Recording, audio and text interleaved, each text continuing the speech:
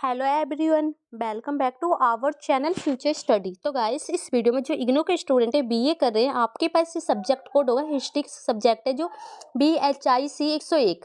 जिन भी स्टूडेंट के पास ये सब्जेक्ट कोड है, हिस्ट्री के अकॉर्डिंग सब्जेक्ट है, ये आप देख सकते हैं सब्जेक्ट नेम आपके सामने लिखा है। तो most important question with answer आपको इस वीडियो में हम बताने जा रहे हैं। अगर ये क्वेश्चन करके आप पेपर में जाते हैं ना गाइस, तो इसी में से आपके क्वेश्चन कन्फर्म है कि बनेंगे। ठीक है, टेलीग्राम व्हाट्सएप ग्रुप में ऐड हो सकते हैं, लिंक आपको डिस्क्रिप्शन बॉक्स में मिल जाएगा। तो देखिए गाइस, जो पीडीएफ है, सब्जेक्ट कोड आपको पता चल गया। ठीक है, इस पीडीएफ में आपको टोटल क्वेश्चन की बात की जाए 30 क्वेश्चन विद आंसर देखने को मिलेंगे।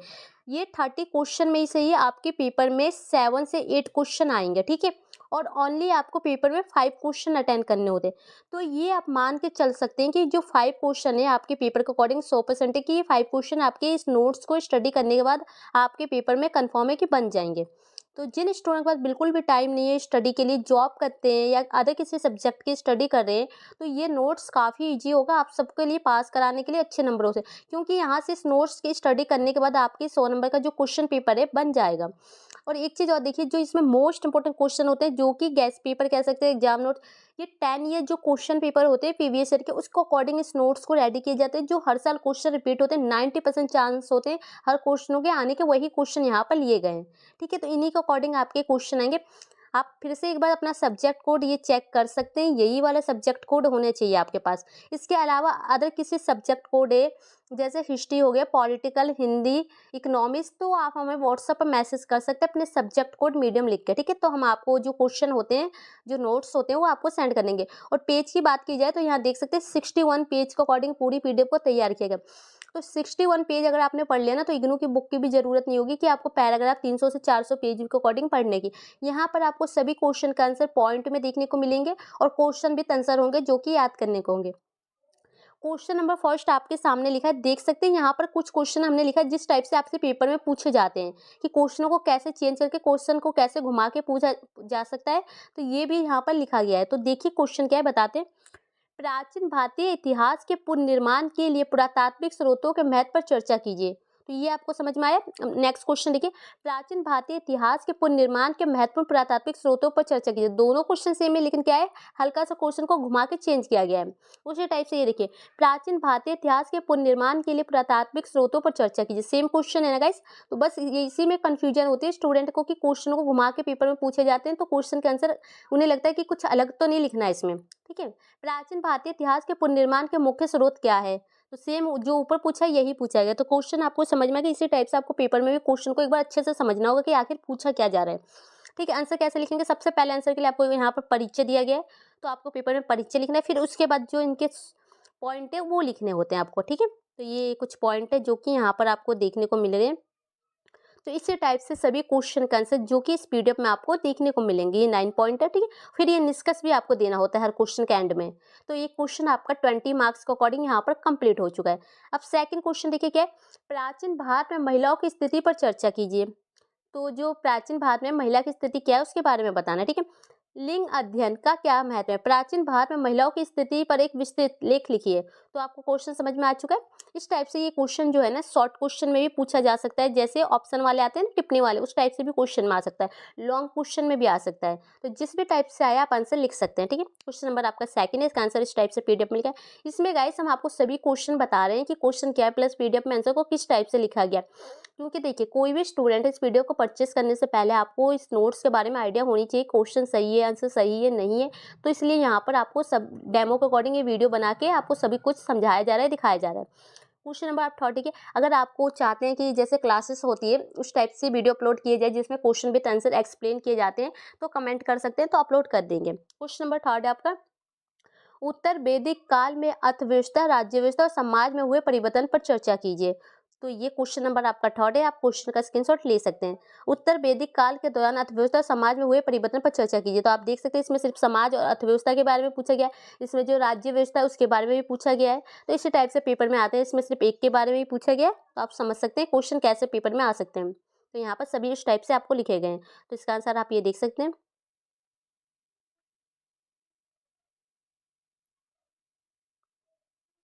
जितने आपसे क्वेश्चन में पूछा जाता है उसके अकॉर्डिंग आप आंसर यहाँ से देख के दे सकते हैं। अब आपका नेक्स्ट क्वेश्चन है, देखिए, भारत पर सिकंदर के आक्रमण पर चर्चा कीजिए। तो उनके प्रभाव क्या पड़े उसके अकॉर्डिंग आप चर्चा कर सकते हैं। क्वेश्चन नंबर आपका ये 4 है। ठीक है, टिप्पणी वाले क्वेश्चन भी आ सकते हैं इस टाइप से, इसलिए हमने यहाँ पर लिखा है। तो इसका आंसर ये रहा आपके सामने। फिर क्वेश्चन आपका 5 है, मौर्य प्रशासन की प्रमुख विशेषता क्या है? तो उनकी जो विशेषता होती है वो आपको बतानी है। ठीक है, क्वेश्चन नंबर 5 पे आप इन सभी क्वेश्चनों को अच्छे से लिख लीजिएगा कॉपी पेन लेके, जिससे आपको आइडिया हो जाएगा कि इंपॉर्टेंट क्वेश्चन यही है, इन्हीं के अकॉर्डिंग हमें स्टडी करनी है, इसके अलावा बाकी क्वेश्चन का आंसर नहीं करने। इससे आपको ये फायदा होगा कि आपके टाइम की बचत होगी और आपको इंपॉर्टेंट क्वेश्चन भी पता चल जा रहे हैं, तो आप स्टडी कर सकते हैं अच्छे से। मौर्य प्रशासन पर एक संक्षिप्त निबंध लिखिए। ठीक है, तो क्वेश्चन नंबर आपका ये 6 है, मौर्य साम्राज्य के विस्तार पर एक संक्षिप्त विवरण दीजिए। इसका आंसर आप ये देख सकते हैं। तो गाइस आप सभी को पीडीएफ में आंसर तो अच्छे से समझ में आ चुका है किस टाइप से लिखा है। चलिए हम आपको जितने बाकी के क्वेश्चन हैं सभी क्वेश्चन बता देते हैं आपको। हड़प्पा सभ्यता की अर्थव्यवस्था की प्रमुख विशेषता का वर्णन कीजिए। हड़प्पा अर्थव्यवस्था के विभिन्न पहलुओं का विश्लेषण कीजिए। क्वेश्चन नंबर 7 है। ठीक है, इसका आंसर इस टाइप से आपको यहाँ मिल जाएगा। क्वेश्चन नंबर 8 देखिए, इंपॉर्टेंट क्वेश्चन है। 6ठी शताब्दी बीसी के दौरान बौद्ध धर्म और जैन धर्म के उद्भव पर प्रकाश डालिए। तो जो 6ठी शताब्दी उसके दौरान जो जैन धर्म था, बौद्ध धर्म था, उसका उदय और विकास कैसे हुआ उसको अकॉर्डिंग इसमें इसके कारण के जो पॉइंट होते हैं वो बताने। तो क्वेश्चन आप लिख सकते हैं। ठीक है, इसका आंसर यहाँ पर आपको देखने को यहाँ मिल जाएगा। डिस्कस। ठीक, फिर नेक्स्ट क्वेश्चन आपका बनता है, हड़प्पा सभ्यता के विस्तार और आवास प्रारूपों की चर्चा कीजिए। हड़प्पा सभ्यता के भौगोलिक विस्तार पर चर्चा कीजिए। आरंभिक हड़प्पा संस्कृति की मुख्य विशेषता क्या थी? क्वेश्चन नंबर आपका 9 है। तो यहाँ पर इसका आंसर आपको यहाँ देखने को मिल जाएगा।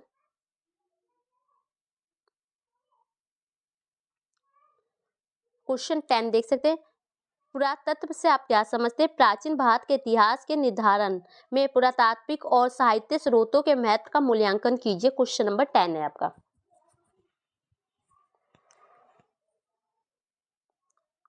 इसका आंसर ये लिखा है आपके सामने। आंसर गाइस काफ़ी अच्छे पॉइंट में, जिससे आपको 1 से 2 बार अच्छे से पढ़ लिया ना समझ के, तो आपको बहुत ही अच्छे से ये याद भी हो जाएंगे। और जिन स्टूडेंट का बिल्कुल टाइम नहीं है, आप इस नोट्स की स्टडी कर लीजिए पेपर से कुछ दिन पहले भी इस वीडियो को देख रहे तो काफ़ी हेल्प मिलेगी जब भी आपको। हड़प्पा सभ्यता की नगर योजना, जल निकासी और वास्तुकला की मुख्य विशेषता क्या है? हड़प्पा सभ्यता का मुख्य विशेषता पर चर्चा कीजिए। क्वेश्चन नंबर 11 है, जिसमें हड़प्पा सभ्यता के अकॉर्डिंग बताना है इनकी विशेषता। ठीक है, तो ये इसके पॉइंट यहाँ पर लिखे गए। फिर ये निष्कर्ष। प्रारंभिक हड़प्पा संस्कृति क्या है? प्रारंभिक से परिपक्व तक संक्रमण चरण की कुछ विशेषता पर चर्चा कीजिए। क्वेश्चन नंबर 12 है आपका।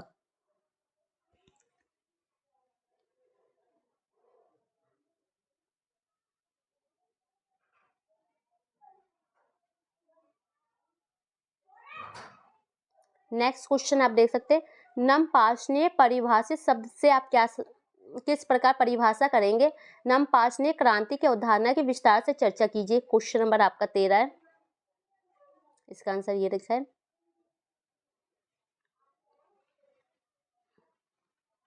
नेक्स्ट क्वेश्चन आपका बनता है, देख सकते हैं, प्राचीन भारतीयों का पर्यावरण विज्ञान और प्रौद्योगिकी के प्रति क्या नजरिया था? तो ये बताना है आपको। भारतीय दर्शन के में पर्यावरण के दृष्टिकोण का आलोचनात्मक विश्लेषण कीजिए। Question number 14।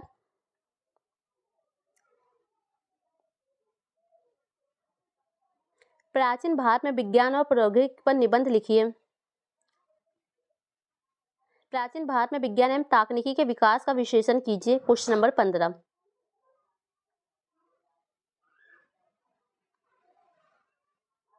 अशोक ने किस प्रकार धर्म की नीति के माध्यम से समाज की समस्या को हल करने का प्रयास किया? क्वेश्चन नंबर आपका 16 है।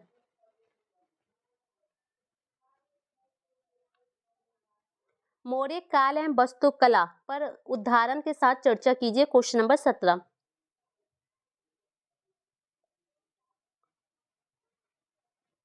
निम्नलिखित में से किन्हीं दो पर लगभग 200 शब्दों में प्रत्येक पर संक्षिप्त टिप्पणी लिखिए। तो ये कुछ पॉइंट है, इस पर टिप्पणी वाले पॉइंट है, ये टिप्पणी वाले क्वेश्चन है ये, तो आप इसका स्क्रीनशॉट ले सकते हैं। ठीक है, इसके बाद क्वेश्चन नंबर आपको 19 दिखाते हैं।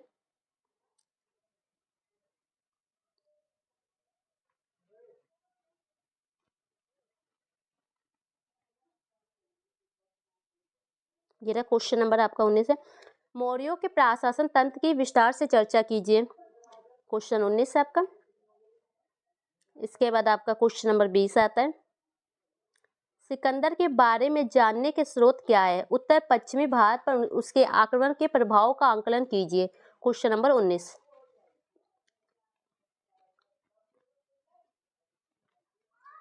दक्षिण भारत में महापाषाण संस्कृति का वर्णन कीजिए। क्वेश्चन नंबर 20 है आपका।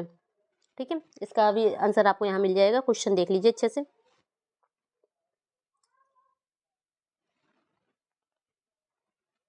क्वेश्चन नंबर जो आपका 21 है। अति सूक्ष्म उपकरणों के संदर्भ में मध्य पाषाण काल की संस्कृति की मुख्य विशेषता की चर्चा कीजिए। क्वेश्चन 21।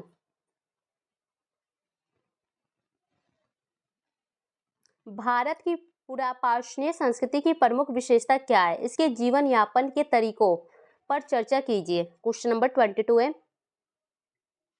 इसके बाद जो नेक्स्ट क्वेश्चन बनता है वो दिखाते हैं। भारत में बौद्ध धर्म की उत्पत्ति व प्रसार के विषय में आप क्या जानते हैं? तो क्वेश्चन नंबर आपका 23 है।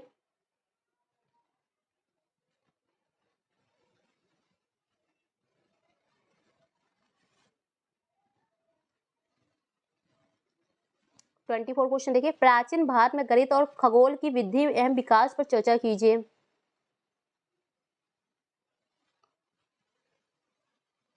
अशोक की धर्म नीति की मुख्य विशेषता क्या है?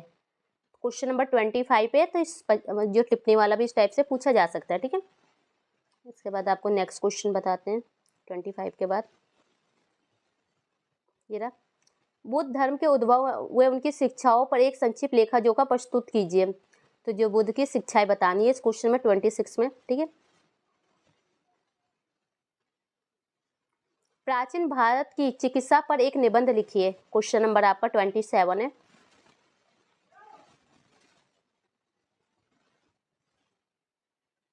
महावीर की शिक्षा के बारे में संक्षिप्त विवरण दीजिए। क्वेश्चन 28।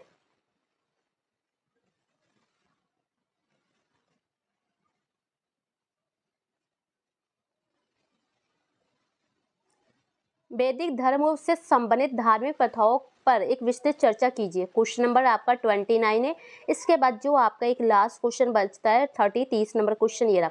निम्नलिखित प्रश्नों पर टिप्पणी लिखिए। तो ये टिप्पणी वाले कुछ 7 पॉइंट है, इस टाइप से आपके पेपर में आते हैं, जिसमें से 4 पॉइंट दिए जाते हैं, 2 पर टिप्पणी करनी होती है। तो गाइस पूरी पीडीएफ में यही क्वेश्चन थे जो कि हमने आपको अच्छे से यहाँ पर दिखा दिए, और प्लस आंसर भी हमने बताया पीडीएफ में किस टाइप से लिखें। तो किसी भी स्टूडेंट को इस पीडीएफ को परचेज करना है तो हमें व्हाट्सएप पर मैसेज कर सकते हैं, और इसके अलावा आपके बाकी सब्जेक्ट कोड है उसके नोट्स के लिए भी हमें व्हाट्सएप पर मैसेज कर सकते हैं अपने सब्जेक्ट कोड मीडियम लिख के। जिन भी स्टूडेंट को इस नोट्स को परचेज करना होता है व्हाट्सएप पर आपको जो आप देख लीजिए मैसेज करके देखिएगा, ऑनलाइन शो ना हो तो आप टाइम दिए जाते हैं उस पर वेट कर सकते हैं थोड़े, क्योंकि थोड़ा बिजी रहते हैं इसलिए रिप्लाई जल्दी आपको नहीं मिल पाता है।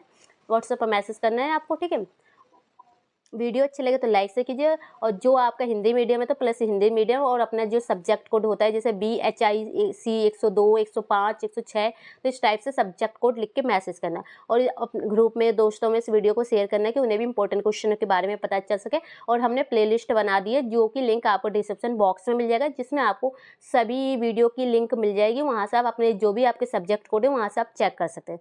वीडियो को शेयर कीजिए। Thank you.